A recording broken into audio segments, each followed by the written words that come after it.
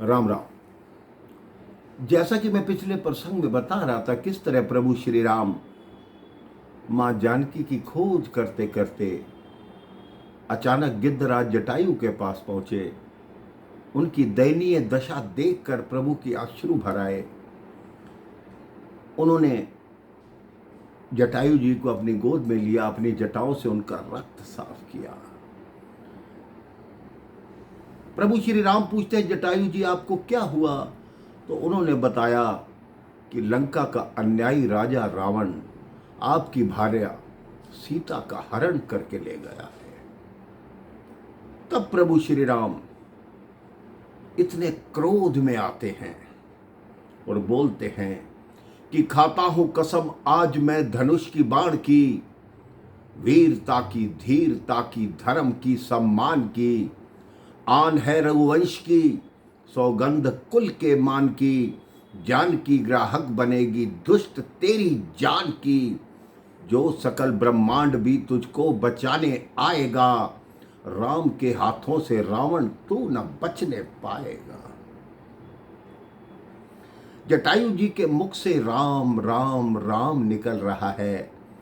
राम जी कहते हैं, आपने जो हमारे ऊपर ऋण चढ़ाया है, आपने सीता के लिए अपने प्राणों की आहुति दे दी, आप अगर चाहें तो मैं आपको अमर कर सकता हूं। जटायु कहते, नहीं प्रभु, आप मुझे अमर कर देंगे, लेकिन ऐसी मृत्यु मुझे कभी प्राप्त नहीं होगी।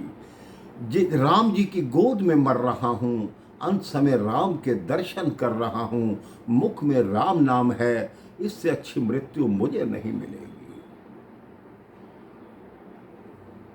क्योंकि राम जी ने बोला मैं अमर करता हूं। उन्होंने कहा नहीं, मुझे अपनी अनन्य भक्ति प्रदान कीजिए और अपने धाम में जाने की आज्ञा दीजिए। राम जी कहते हैं, आपसे एक निवेदन है जटायु जी,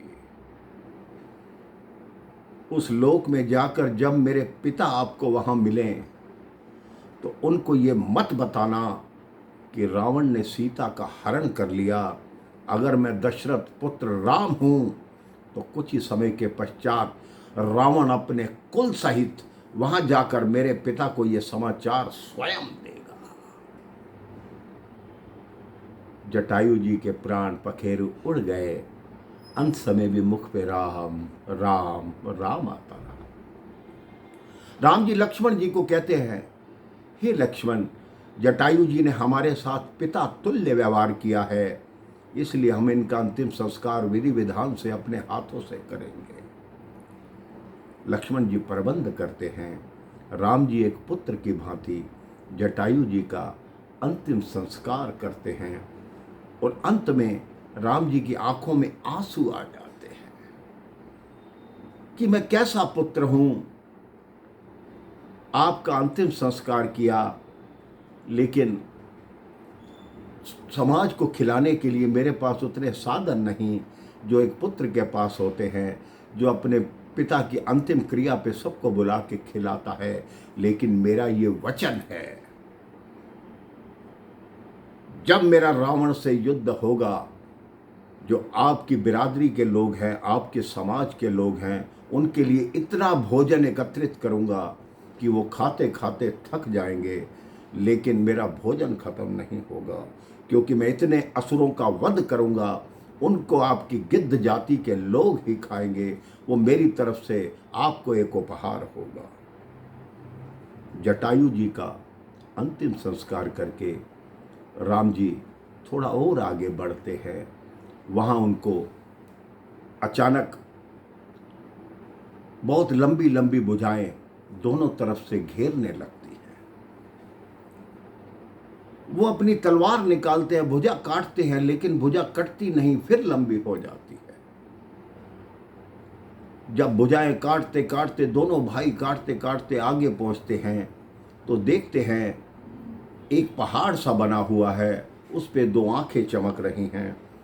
उन्होंने कहा, क्या तुम राम लक्ष्मण हो? उस पहाड़ से आवाज आई।